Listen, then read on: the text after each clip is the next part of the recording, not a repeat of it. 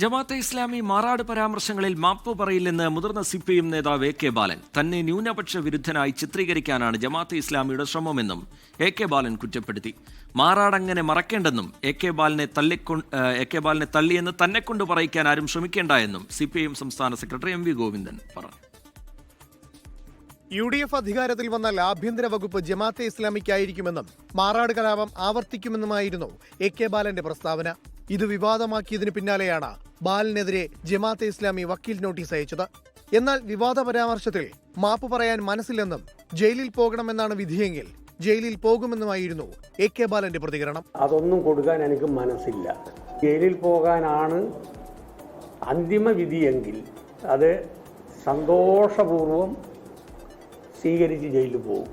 LDF അധികാരത്തിൽ വന്നാലേ മതസൗഹാർദ്ദം നിലനിൽക്കുകയുള്ളൂ എന്നാണ് തന്റെ വാദമെന്നും എ കെ ബാലൻ. ബാലന്റെ ജമാഅത്തെ ഇസ്ലാമി പരാമർശത്തോട് പാർട്ടി സെക്രട്ടറിയുടെ പ്രതികരണം ഇങ്ങനെ: നിങ്ങൾക്ക് വേണ്ടത് ഞാൻ എ കെ ബാലനെ തള്ളി എന്ന് നാളെ ഫൈറ്റിംഗ് കൊടുക്കാനല്ലേ? അതിനെന്നെ കിട്ടൂല, തള്ളൂല. ഏതിനും അയാൾ അഭിപ്രായം പറഞ്ഞിരിക്കുന്നു, പാർട്ടി അഭിപ്രായം ഞാൻ പറഞ്ഞിരിക്കുന്നു. പിന്നെ എന്താ തള്ളേണ്ട കാര്യം? മാറാട് പറയുന്നതിൽ എന്താ ഇത്ര പ്രയാസം നിങ്ങൾക്ക്?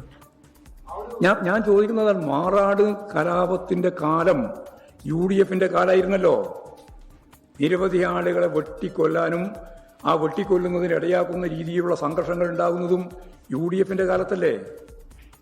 അത് പറഞ്ഞു പോകുമ്പോഴെന്താ ഇത്ര വലിയ വിഷമം? മതവർഗീയതയ്ക്കെതിരായ വിമർശനങ്ങളെ മതവിമർശനമായി ചിത്രീകരിക്കുവാനുള്ള ശ്രമത്തെ CPIM ചെറുത്തു തോൽപ്പിക്കുമെന്നും എം വി ഗോവിന്ദൻ പറഞ്ഞു. 24 തിരുവനന്തപുരം. ലോകത്തെവിടെയായാലും ഏത് സമയത്തും 24 വാർത്തകളും ഓഗ്മെന്റഡ് റിയാലിറ്റി പാക്കേജുകളും എക്സ്പ്ലെയിനറുകളും വിശദമായി കാണാൻ ഞങ്ങളുടെ YouTube ചാനൽ നിങ്ങൾക്ക് സബ്സ്ക്രൈബ് ചെയ്യാം.